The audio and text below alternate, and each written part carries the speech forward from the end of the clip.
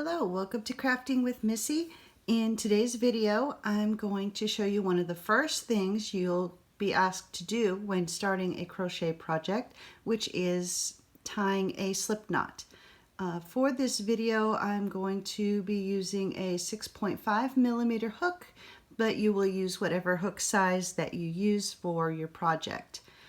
So if you're new to crochet, to make a slip knot, you're going to leave yourself a tail, take your yarn, wrap it around your two fingers, and then you'll take your hook and put it through this space that you've made here.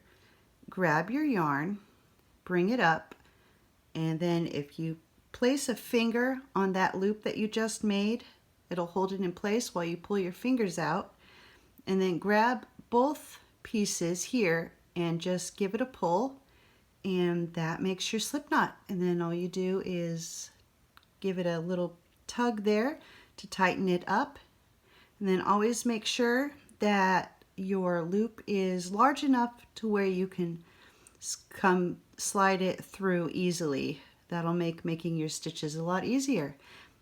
Thank you for watching. That is how to make a slip knot.